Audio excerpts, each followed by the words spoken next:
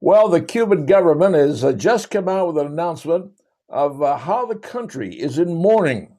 Why are they in mourning?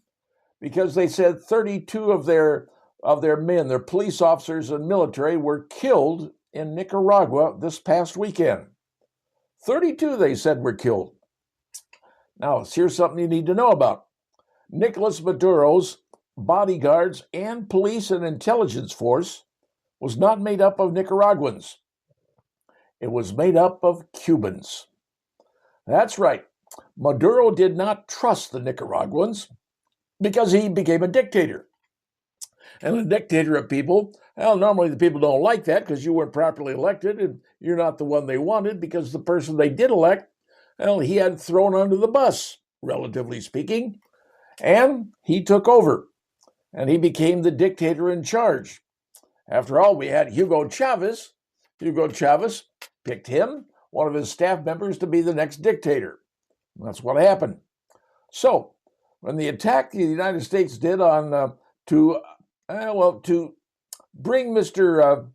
Maduro to justice and his wife, they had a firefight. When the troops landed and the Delta Force landed inside the compound where Maduro and his wife were living, a firefight broke out.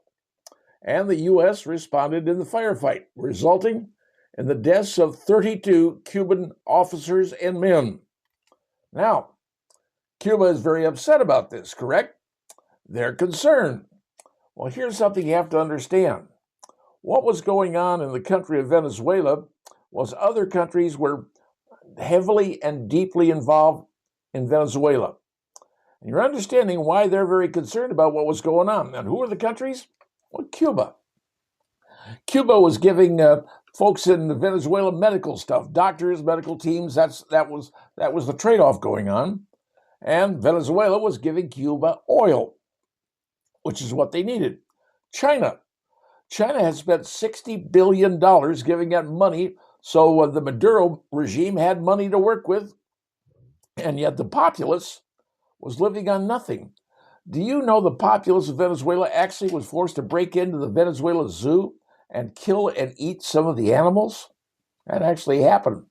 That's how bad things got in Venezuela. People couldn't get anything. And anytime they had money, they had to weigh it rather than spend it because you didn't have money based on its value. You had it based on its weight. And then Russia. Oh, yes. Russia wanted oil. And they wanted it in the worst way, so they come to the country that's got the biggest oil reserve in the world. That was Russia. That was Venezuela. And then finally, Iran. Now, what was Iran's wanting with Venezuela? Because Iran was sending over weapons. And that's what Maduro wanted. Weapon stuff. Everybody wanted a part of the Central American country. They wanted to get in there, just like, well, Russia wanted to get into Cuba many, many years ago. And frankly, it's still there in a way. So all these countries are trying to get in. Now, the U.S. has the Monroe Doctrine, saying we're not going to allow that. But understand something. The oil they have in Venezuela is a particular type of crude. It's a very, very heavy crude. Not everybody can refine that. Now, once you get a ship full of oil floating around in the ocean, whether it's the Atlantic, Pacific, or whatever, that's a floating pot of gold. And people actually sell that. So one country may have it under their flag, and they can sell it to another country. The boat goes over to that particular country. So that oil in that tanker is a pot of floating gold they're going to sell to whomever they want. And that's the way it's done in the high seas. But that oil can be refined by refineries in South Texas and Louisiana.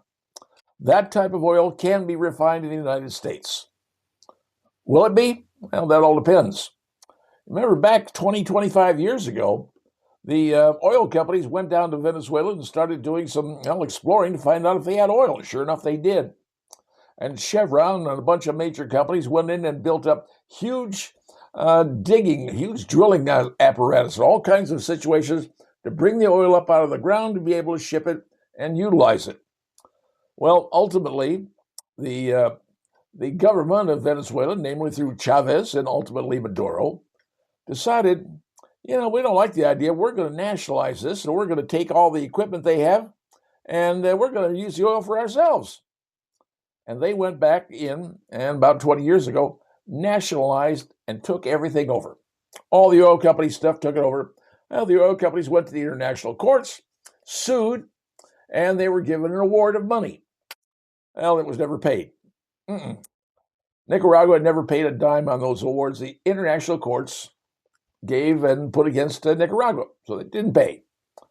So now when they were seizing the tankers, they're saying, hey, look, you owe us $300 million. We're going to take it out in the tankers. We're going to take the money that way.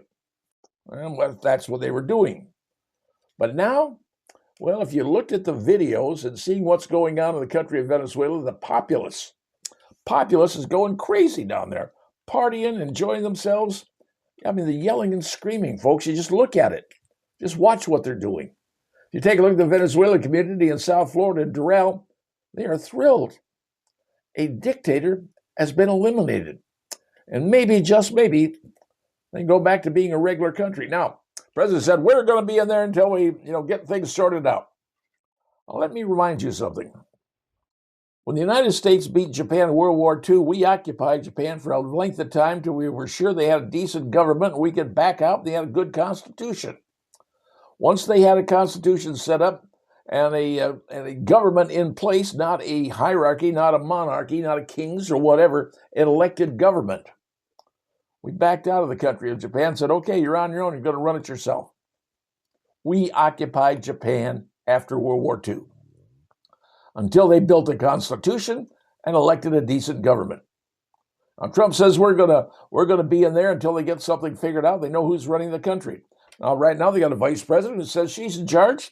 We shall see. But other countries are concerned. And, well, they should be. China spent a lot of money.